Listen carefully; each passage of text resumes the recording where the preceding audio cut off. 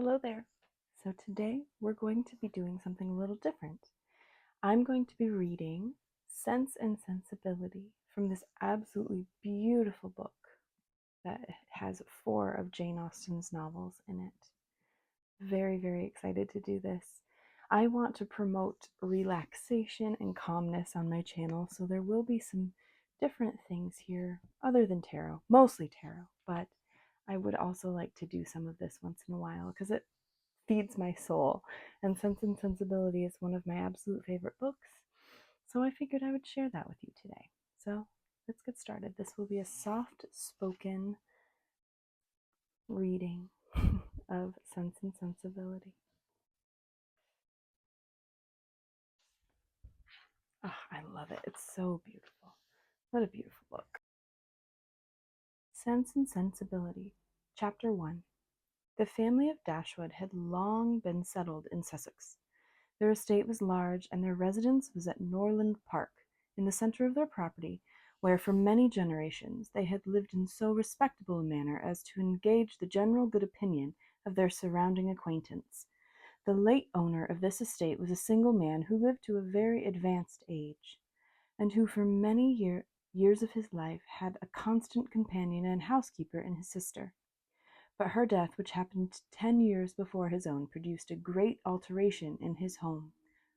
For to supply her loss, he invited and received into his house the family of his nephew, Mr. Henry Dashwood, the legal inheritor of the Norland estate, and the person whom he intended to bequeath it. In the society of his nephew and niece and their children, the old gentleman's days were comfortably spent. His attachment to them all increased. The constant attention of Mr. and Mrs. Henry Dashwood to his wishes, which proceeded not merely from interest but from the goodness of heart, gave him every degree of solid comfort which his age could receive, and the cheerfulness of the children added a relish to his existence. By a former marriage, Mr. Henry Dashwood had one son, by his present lady 3 daughters. The son, a steady, respectable young man, was amply provided for by the fortune of his mother, which had been large, and half of which devolved on him on his coming of age.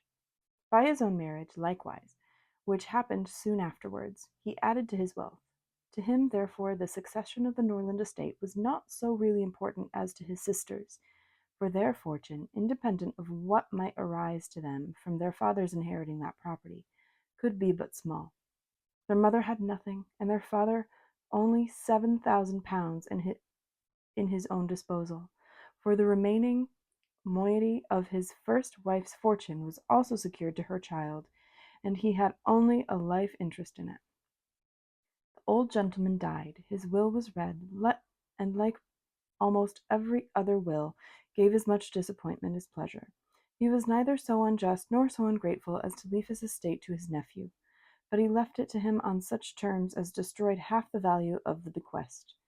Mr. Dashwood had wished for it more for the sake of his wife and daughters than for himself or his son. But to his son and his son's son, a child of 4 years old, it was secured in such a way as to leave to himself no power of providing for those who were the most dear to him, and who most needed a provision by any charge on the estate, or by any sale of its valuable woods. The whole was tied up for the benefit of this child, who, in occasional visits with his father and mother at Norland, had so far gained on the affections of his uncle, by such attractions as are by no means unusual in children of 2 and 3 years old, an imperfect articulation, an earnest desire of having his own way, many cunning tricks, and a great deal of noise, as to outweigh all the value of the attention which, for years, he had received from his niece and her daughters. He meant not to be unkind, however, and, as a mark of his affection for the 3 girls, he left them £1,000 apiece. Mr. Dashwood's disappointment was at first severe, but his temper was cheerful and sanguine, and he might reasonably hope to live many years, and by living economically, lay by a considerable sum from the produce of an estate already large, and capable of almost immediate improvement. But the fortune which had been so tardy in coming was his only one 12-month. He survived his uncle no longer, and £10,000, including the late legacies, was all that remained for his widow and daughters. His son was sent for as soon as his danger was known, and to him Mr. Dashwood recommended, with all the strength and urgency which illness could command, the interest of his mother-in-law and sisters. Mr. John Dashwood had not the strong feelings of the rest of the family, but he was affected by the recommendation of such a nature at such a time, and he promised to do everything in his power to make them comfortable. His father was rendered easy by such an assurance, and Mr. John Dashwood had then leisure to consider how much there might prudently be in his power to do for them. He was not an ill-disposed young man, unless to be rather cold-hearted and rather selfish is to be ill-disposed. But he was in general well respected, for he conducted himself with propriety in the discharge of his ordinary duties. Had he married a more amiable woman, he might have been made still more respectable than he was. He might even have been made amiable himself, for he was very young when he married, and very fond of his wife. But Mrs. John Dashwood was a strong caricature of himself, more narrow-minded and selfish. When he gave his promise to his father, he meditated within himself to increase the fortunes of his sisters by the present of £1,000 apiece. He then really thought himself equal to it. The prospect of 4,000 a year, in addition to his present income, besides the remaining half of his own mother's fortune, warmed his heart, and made him feel capable of generosity. Yes, he would give them £3,000. It would be liberal and handsome. It would be enough to make them completely easy. £3,000! He could spare so considerable a sum with little inconvenience. He thought of it all day long, for many days successively, and he did not repent. No sooner was his father's funeral over than Mrs. John Dashwood, without sending any notice of her intention to her mother-in-law, arrived with her child in their attendance. No one could dispute her right to come. The house was her husband's from the moment of his father's decease, but the indelicacy of her conduct was so much greater, and to a woman in Mrs. Dashwood's situation, with only common feelings, must have been highly unpleasing. But in her mind there was a sense of honor so keen, a generosity so romantic, that any offence of the kind, by whomsoever given or received, was to her a source of immovable disgust. Mrs. John Dashwood had never been a favourite with any of her husband's family, but she had no opportunity, till the present, of shewing them with how little attention to the comfort of other people she could act when the occasion required it. So acutely did Mrs. Dashwood feel this ungracious behaviour, and so earnestly did she despise her daughter-in-law for it, that, on the arrival of the latter, she would have quitted the house forever, had it not the entreaty of her eldest girl induced her first to reflect on the propriety of going, and her own tender love for all her 3 children determined her afterwards to stay, and for their sakes avoid a breach with their brother. Eleanor, the eldest daughter, whose advice was so effectual, possessed a strength of understanding and a coolness of judgment which qualified her, though only 19, to be the counsellor of her mother, and enabled her frequently to counteract, to the advantage of them all, that eagerness of mind in Mrs. Dashwood which must generally have led to imprudence. She had an excellent heart. Her disposition was affectionate, and her feelings were strong, but she knew how to govern them. It was a knowledge which her mother had yet to learn, and which one of her sisters had resolved never to be taught. Marianne's abilities were, in many respects, quite equal to Eleanor's. She was sensible and clever, but eager in every way. Her sorrows, her joys, could have no moderation. She was generous, amiable, interesting. She was everything but prudent. The resemblance between her and her mother was strikingly great. Eleanor saw with concern the excess of her sister's sensibility, but by Mrs. Dashwood it was valued and cherished. They encouraged each other now in the violence of their affliction. The agony of grief which overpowered them at first was voluntarily renewed, was sought for, was created again and again. They gave themselves up wholly to their sorrow, seeking increase of wretchedness in every reflection that could afford it, and resolved against ever admitting consolation in future. Eleanor, too, was deeply afflicted, but still she could struggle. She could exert herself.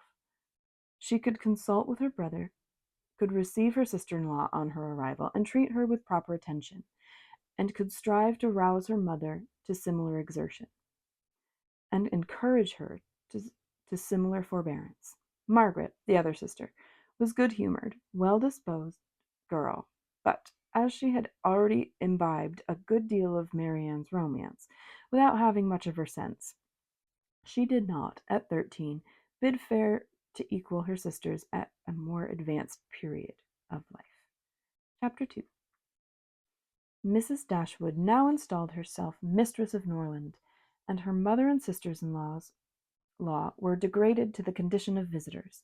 As such, however, they were treated by her with quiet civility, and by her husband with as much kindness as he could feel toward anyone beyond himself, his wife, and their child.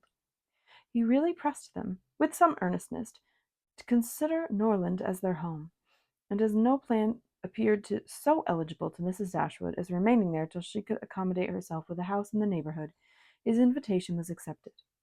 A continuance in a place where everything reminded her of former delight was exactly what suited her mind. In seasons of cheerfulness, no temper could be more cheerful than hers, or possess, in a greater degree, the sanguine expectation of happiness, which is happiness itself. But in sorrow she must be equally carried away by her fancy, and as far beyond consolation as in pleasure she was beyond alloy. Mrs. John Dashwood did not at all approve of what her husband intended to do for his sisters.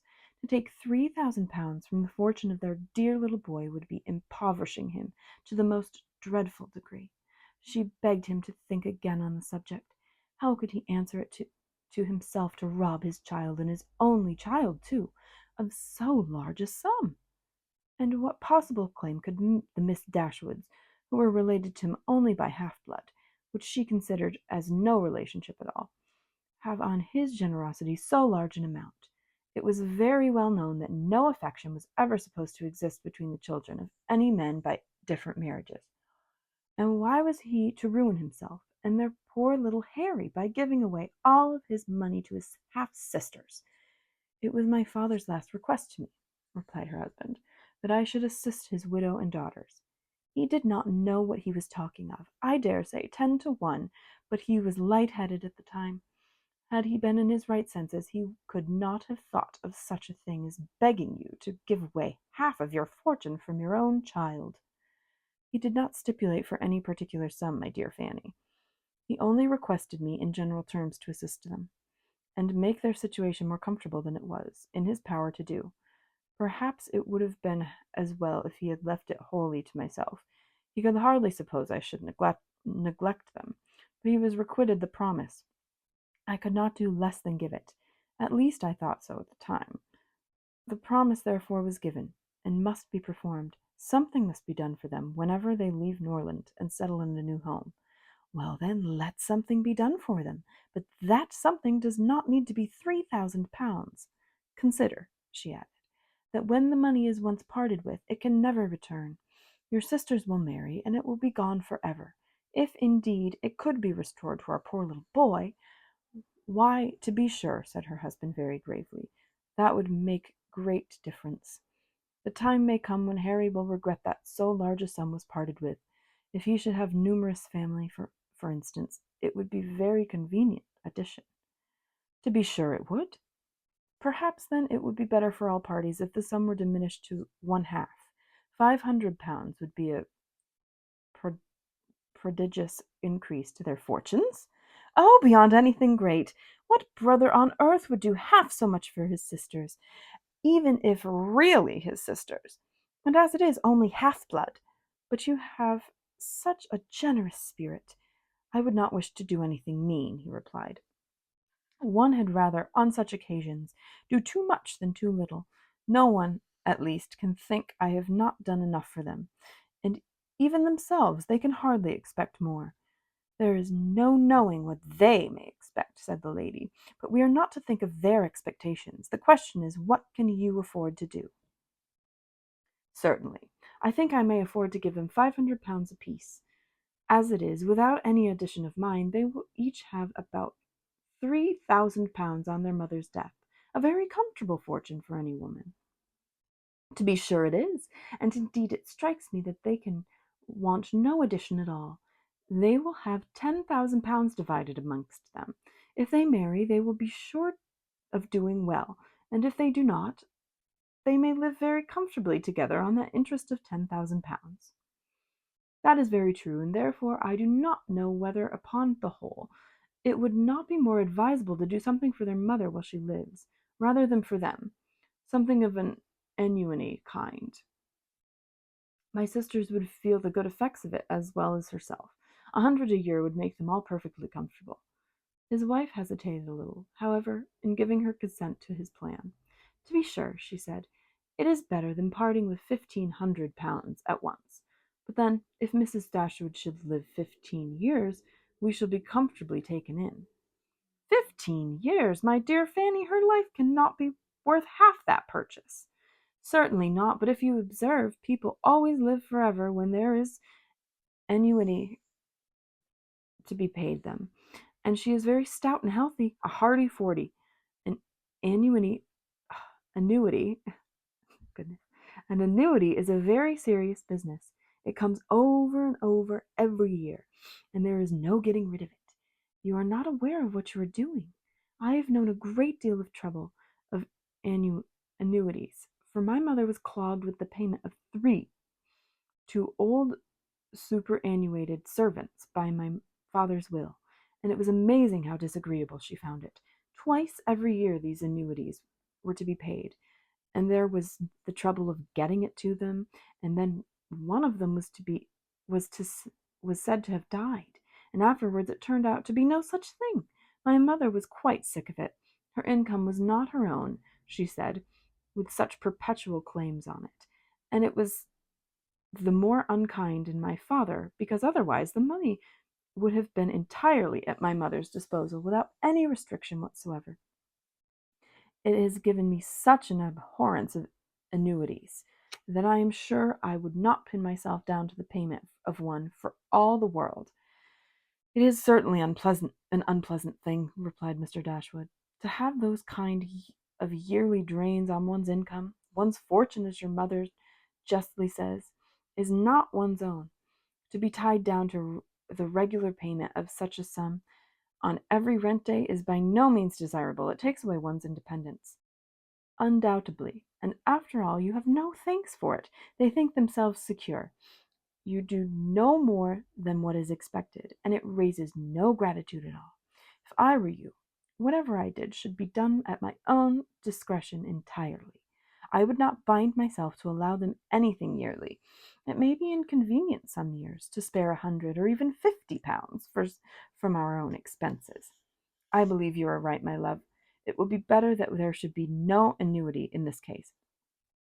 Whatever I may give them occasionally would be of far greater assistance than a yearly allowance, because they would only enlarge their style of living if they felt sure of a larger income, and would not be sixpence the richer for it at the end of the year.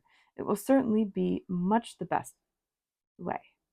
A present of £50 now and then will prevent their ever being distressed for money, and will, I think, be amply discharging my promise to my father. To be sure it will. Indeed, to say the truth, I am convinced within myself that your father had no idea of your giving them any money at all. The assistance he thought of, I dare say, was only such as might be reasonably expected of you. For instance, such as looking out for a comfortable small house for them, helping them to move their things, and sending them presents of fish and game, and so forth, whenever they are in season. I'll lay my life that he meant nothing farther. Indeed, it would be very strange and unreasonable if he did.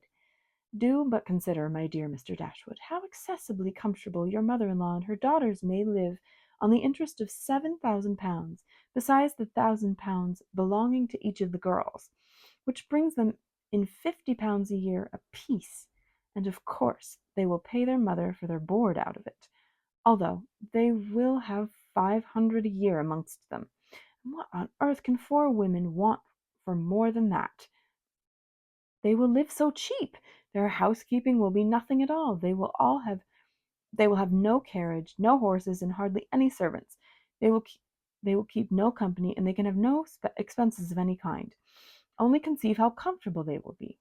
500 a year, I am sure I cannot imagine how they will spend half of it. And as for your giving them more, it is quite absurd to think of it.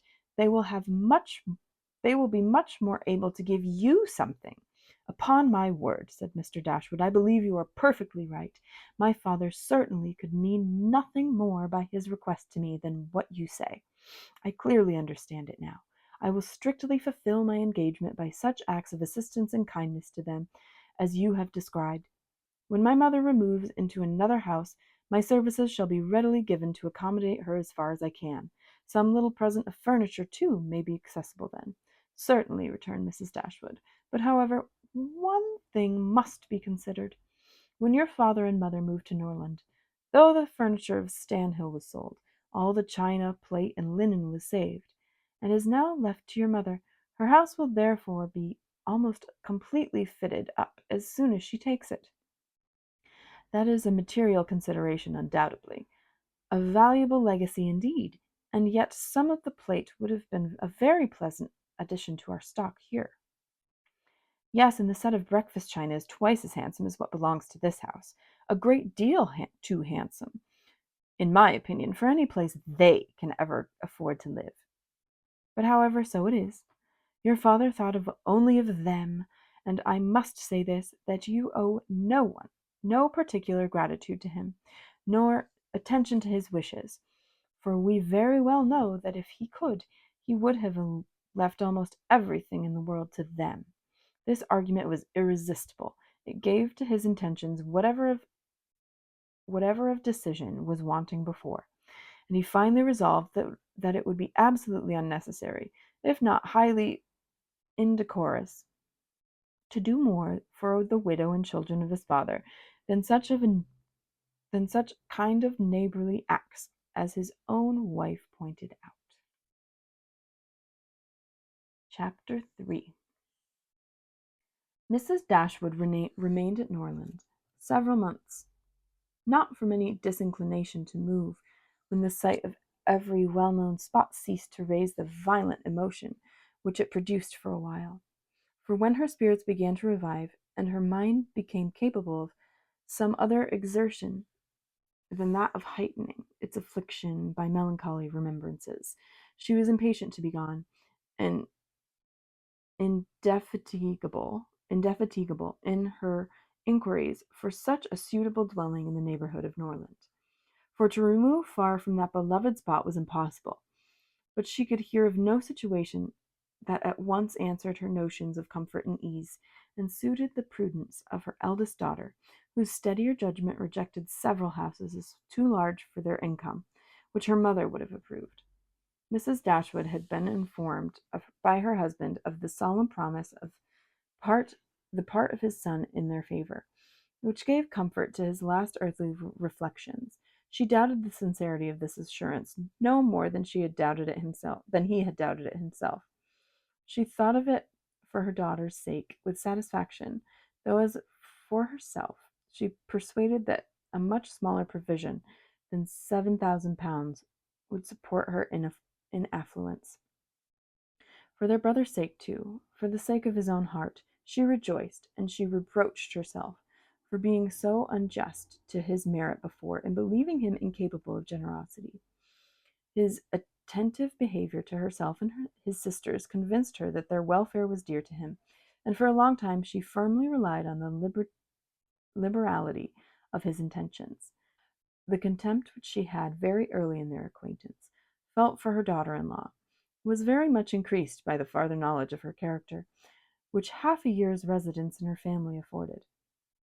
And perhaps in spite of every consideration of politeness, or maternal affection on the side of the former, the two ladies might have found it impossible to have lived together so long, had not a particular circumstance occurred to give still greater eligibility, according to the opinions of Mrs. Dashwood, to her daughter's continuance at Norland.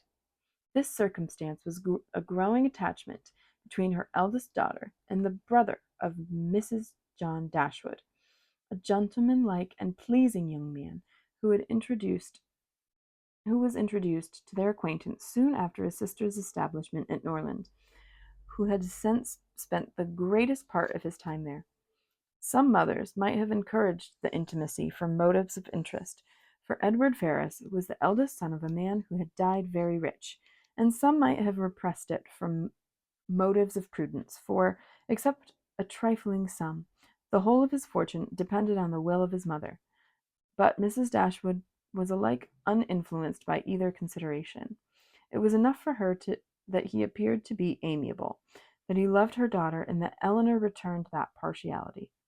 It was contrary to every doctrine of her that difference of fortune should keep any couple asunder who were attracted by resemblance of disposition, and that Elinor's merit should not be acknowledged by every one who knew her, was to her comprehension impossible. Edward Ferrars was not recommended to their good opinion by any particular graces of person or address. He was not handsome, and his manners required intimacy to make them pleasing. He was too diffident to do justice to himself. But when his natural shyness was overcome, his behavior gave every indication of an open, affectionate heart. His understanding was good, and his education had given it solid improvement. But he was neither fitted by abilities nor disposition to answer the wishes of his mother and sister, who longed to see him distinguished, as they hardly knew what. They wanted him to make a fine figure in the world in some manner or another. His mother wished to interest him in political concerns, to get him into Parliament, or to see him connected with some of the great men of the day. Mrs. John Dashwood wished it likewise, but in the meantime, till one of these superior blessings could be attained, it would have quieted her ambition to see him driving a barouche.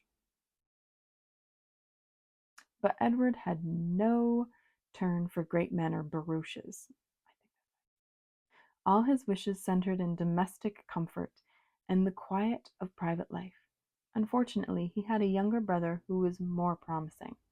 Edward had been staying several weeks in the house before he engaged much of Mrs. Dashwood's attention, for she was at that time in such affliction as rendered her careless of surrounding objects. She saw only that he was quiet and unobstructive, and she liked him for it.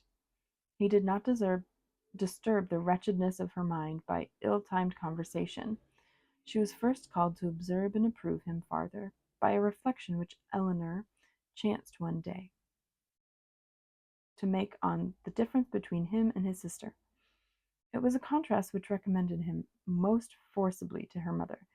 "It is enough," she said, "to say that he is unlike Fanny is enough.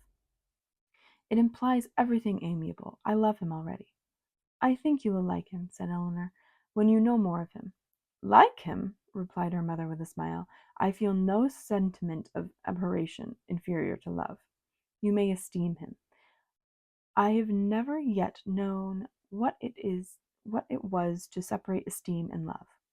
Mrs. Dashwood now took pains to get acquainted with him. Her manners were attaching, and soon banished his reserve. She speedily comprehended all his merits. The persuasion of his regard for Elinor perhaps assisted her penetration, but she really felt assured of his worth, and even that quietness of manner which militated against all her established ideas of what a young man's address ought to be, was no longer uninteresting when she knew his heart to be warm and his temper affectionate. No sooner did she perceive any symptom of love in his behavior to Elinor than she considered their serious attachment as certain, and looked forward to their marriage as rapidly approaching. "In a few months, my dear Marianne," she said, "Elinor will, in all probability, be settled for life. We shall miss her, but she will be happy. Oh, mamma, how shall we do without her?" "My love, it will be scarcely a separation. We live within a few miles of each other, and shall meet every day of our lives. You will gain a brother, a real affectionate brother. I have the highest opinion in the world of Edward's heart. But you look grave, Marianne. Do you disapprove of your sister's choice? Perhaps, said Marianne. I may consider it with some surprise. Edward is very amiable, and I love him tenderly. But yet he is not the kind of young man. There is something wanting. His figure is not striking. It is none of that grace which I should expect in a man who could seriously attach my sister. His eyes want all that spirit, that fire, which at once announce virtue and intelligence. And besides all this, I am afraid, mamma, he has no real taste. Music seems scarcely to attract him. And though he admires Eleanor's drawings very much, it is not the admiration of a person who can understand their worth. It is evident, in spite of his frequent attention to her while she draws, that in fact he knows nothing of the matter. He admires as a lover, not as a connoisseur. To satisfy me, those characters must be united. I could not be happy with a man whose taste did not, in every point, coincide with my own. He must enter into all my feelings. The same books, the same music must charm us both. Oh, mamma, how spiritless, how tame was Edward's manner in reading to us last night! I felt for my sister most severely, yet she bore it with so much composure, she seemed scarcely to notice it. I could hardly keep my seat to hear those beautiful lines which have frequently almost driven me wild, pronounced with such impenetrable calmness and dreadful indifference. He would have certainly done more justice to simple and elegant prose. I thought so at the time, but you would give him Cowper. Nay, mamma, if he is not to be animated by Cowper, he must allow for difference of taste. Eleanor has not my feelings, and therefore she may overlook it and be happy with him. But it would have broken my heart, had I loved him, to hear him read with so little sensibility. Mamma, the more I know of the world, the more I am convinced that I shall never see a man who I can really love. I require so much.